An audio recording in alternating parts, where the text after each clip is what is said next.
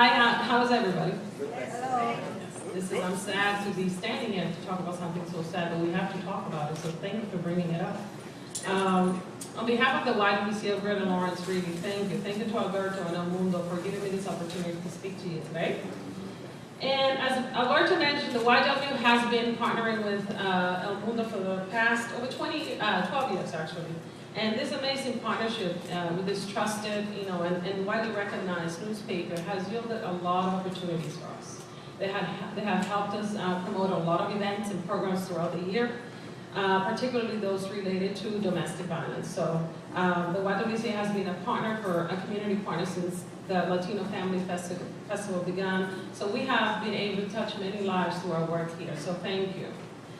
Because domestic violence is a social issue of great interest to Alberto and Mundo, he has generously fundraised for our program. The last couple of years he has done that through promotional events leading to the Latino Family Festival.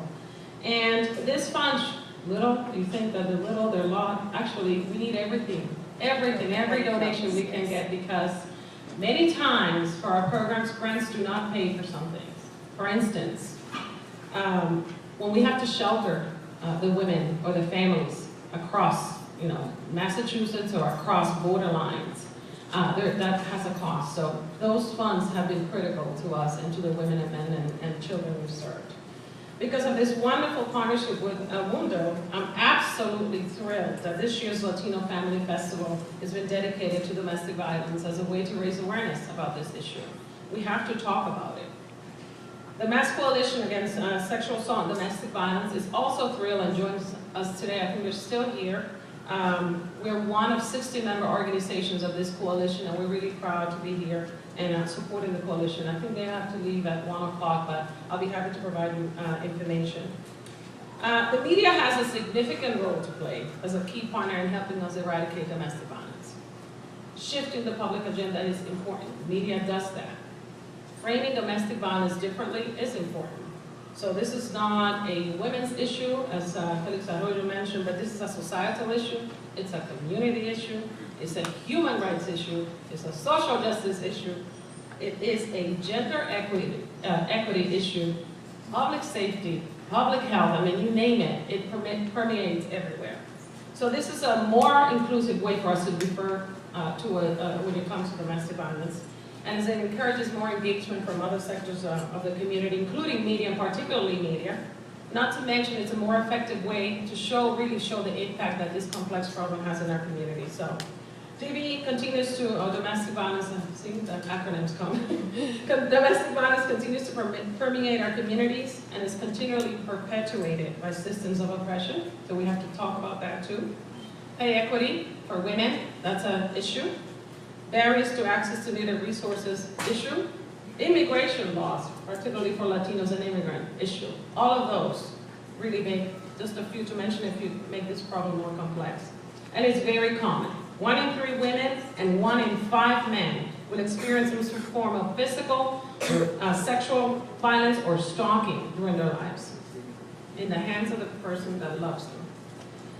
An estimated 1 of every 3 women in the world will be beaten, raped, or otherwise abused during their lifetime, putting the safety of all women and the stability of our communities and our families at risk.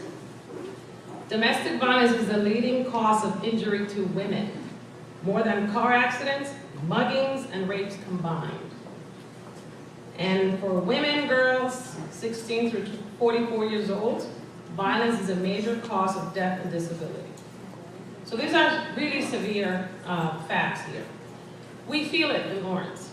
Our program has been providing services for 20 years, over 20 years actually. And today I have my lead court advocate here who can attest to the fact that we serve about 900 survivors of domestic and sexual violence and stalking a year. 2 people at court. We shelter about 40 to 50 families a year, people that can have no choice but to have to leave their homes because they can't live in their community anymore.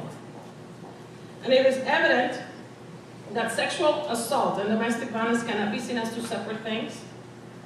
The truth is that about 75% of rapes are committed by someone known to the victim. 73% of those sexual assaults were perpetrated by non-strangers. 38% of the rapists are a friend or an acquaintance. So intimate partner violence and violence against women and girls has far-reaching consequences, harming families and communities. So we have to do something about it. We need to put a stop being just simple bystanders, because this is a women's issue. The government needs to get involved.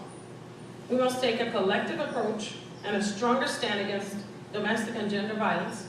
So this partnership is an excellent example and a great opportunity to present ourselves as a united front. Educate our community about domestic violence and sexual violence, provide needed information, provide resources, and communicate that message of zero tolerance to violence against our women and our girls. So we will continue to make every use of every opportunity to raise our voices and continue to fight for a better and safer community where everyone, and that means everybody, doesn't matter who you are, where you come from, feels respected, protected, and fear-free. Thank you, Alberto, for giving us this opportunity.